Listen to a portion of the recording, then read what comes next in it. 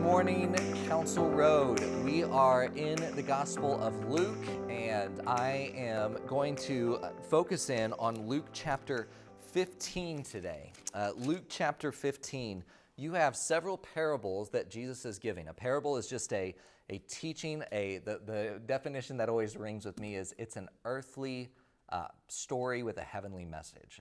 But the idea being, he tells stories that are meant to convey one big truth. And so there's a parable of the lost sheep where we see the heart of the Father to go after the one lost sheep. The parable of the lost coin, that when a lost coin is rediscovered, the joy of seeing something that once was lost and now is found.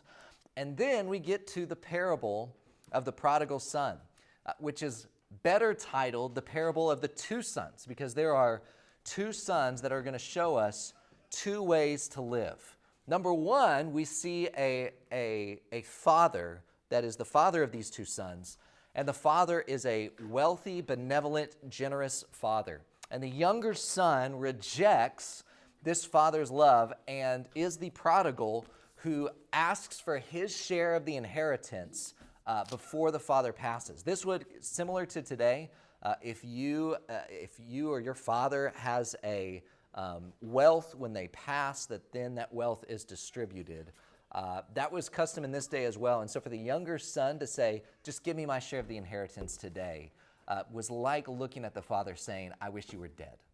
I wish I didn't have you as a father. And the father, in tears, out of mercy, gives the son this inheritance, and he squanders it in reckless living. He goes out, he tries to find happiness outside of the will of the Father. He runs hard after pleasures. He runs hard after popularity. He runs hard to try and find prestige and power, giving his newfound wealth. And ultimately, all of these fountains run dry. And he finds himself at the bottom of a pit. He's literally eating the same food out of the same trough that pigs are eating out of. When he finally comes to a realization that all of these things I've been chasing have not left me satisfied, and even the servants in my father's house are living better than I am. I will return to my father and beg him, I can no longer be called your son. Name me one of your servants.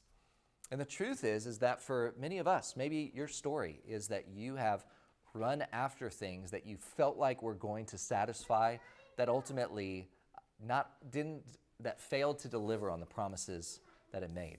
Maybe it was relationships, maybe it was a job, maybe it was a different translation, maybe it was changing a church and you felt like that was going to lead you to fulfillment. And ultimately, whatever that is, this kind of running away from the Father or running away from Christianity, religion, is a trap for us to fall into.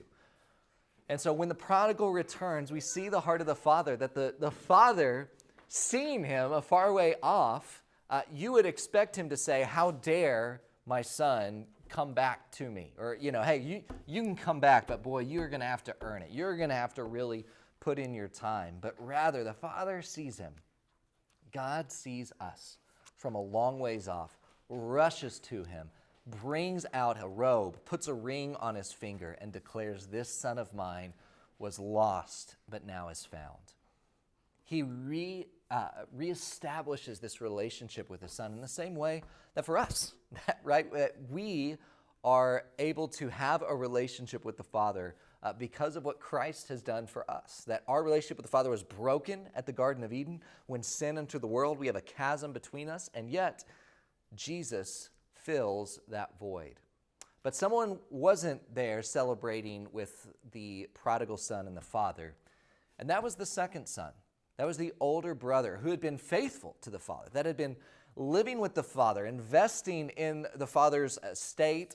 And when he comes in and sees the celebration that the father is slaughtering the fattened calf so they can really have a party, they're going to eat steak tonight, kind of a thing, he is filled with jealousy, saying, have I not been faithful to you, Father, and yet you are celebrating this son that has abandoned you? And the father entreats this older brother to come in and be with him. And the truth is this, is that the reason I say it's the parable of two sons, Tim Keller talks about this in a book, The Prodigal God, which is a great read, is that we often focus on the son who squanders his inheritance in reckless living and abandons the father. But I want you to also see that the older brother has a lesson to teach us, and often for us who are dedicated to the church, for someone who would watch a 5-minute devotional video on a Bible reading plan that they're going through, our temptation is to be like the older brother and to look down on others and to despise even the grace of God for others that are unlike us, that haven't been faithful to God. And so may we check our hearts to ensure that we are sharing the heart of the Father, which is both for the prodigal and for, praise God, for the religious, self-righteous older brother. Because what both need is grace, and that grace is found in the cross of Jesus Christ.